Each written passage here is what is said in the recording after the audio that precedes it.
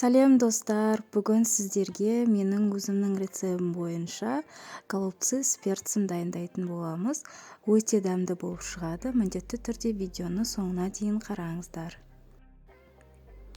Ең алдымен ингредиенттерімізді дайындап аламыз. Ол үшін тартылған ет, жуа, морковь, күріш және де аскөк керек болады. Жуамызды уақтап турап, морковымызды терканың кішкентай бөлігінен өткізіп аламыз.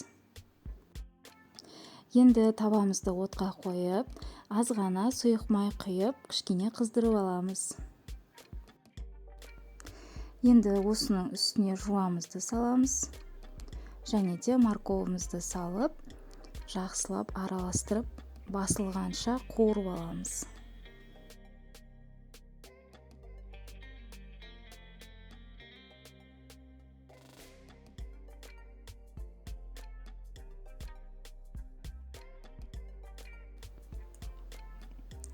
Фаршымыздың үстіне күрішімізді салып, тұз бұрышымызды салып, араластырмаймыз. Бір шетке подливкамыз дайын болғанша қоя тұрамыз.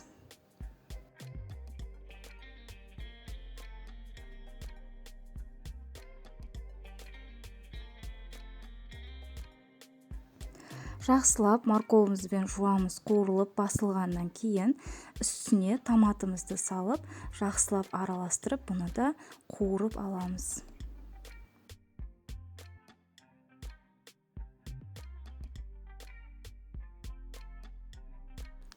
Томатымыз қуырылғаннан кейін енді паприкамызды себеміз осының үстіне. Бұны да жақсылап араластырамыз. Енді осының үстіне аз ғана мөлшерде су құйып, қатты отқа қойып қайнатамыз.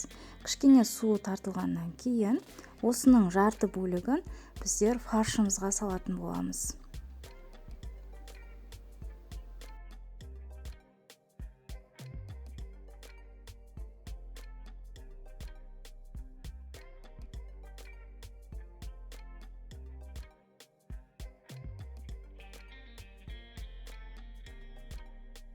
Жарты бөлігін алып алғаннан кейін қалған бөлігіне тұзымызды салып, бұрышымызды салып, жақсылап араластырып, қатты қайнағанын күтеміз. Содан кейін асын өшіріп, бір шетке қоя тұрамыз.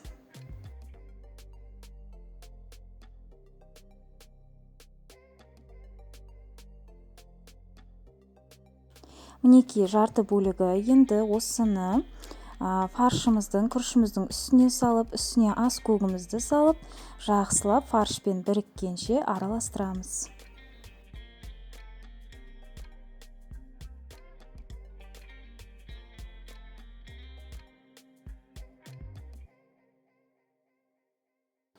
Фаршымды дайындап болғанша менің подливымды қайнап дайын болып қалды. Асын өшіріп қойып қоямын. Мына жерде менде 11 штук тәтті болгар бұрышы бар. Осыны қазір жуып тазалап, ішіндегісін барлығын тазалап аламыз.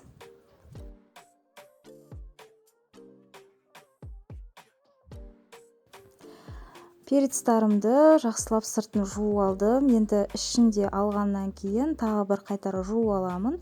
Пышақтың ұшымен асықпай, жыртпай, осылай видеодағыдай барлығын ішін тазалап, кесіп алып тастаймыз. Перецтарымыз дайын болды. Жақсылап екінші қайтара жуып шықтым, ішін тазалап. Енді фаршымызды осылай кішкентай қасықтың көмегімен барлық болгар бұрышымыздың ішін жеткізіп, толтырып салып шығамыз.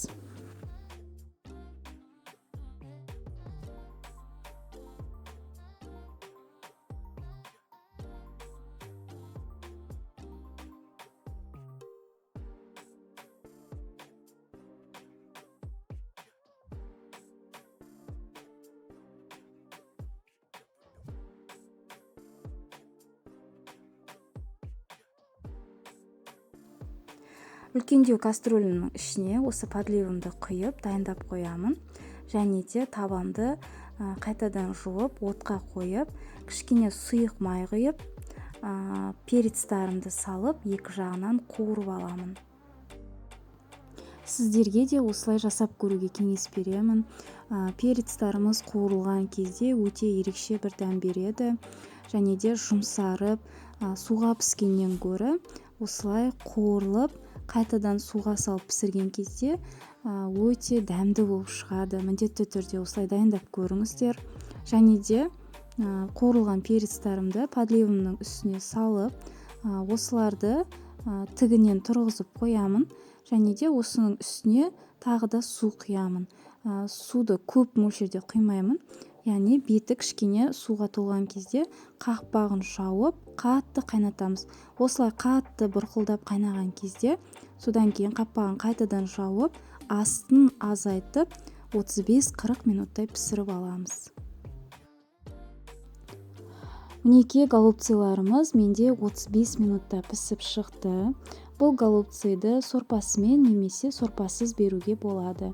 Мен осылай тарелкама голубциларды салып, бетіне сорпасын құйып, астынан подливкасынан салып, барлығына ұсынатын боламын. Сіздер де жақындарыңызды қуантып, осындай өте дәмді, ерекше бір дәм беретін голубций дайындауға сіздерге кеңес беремін.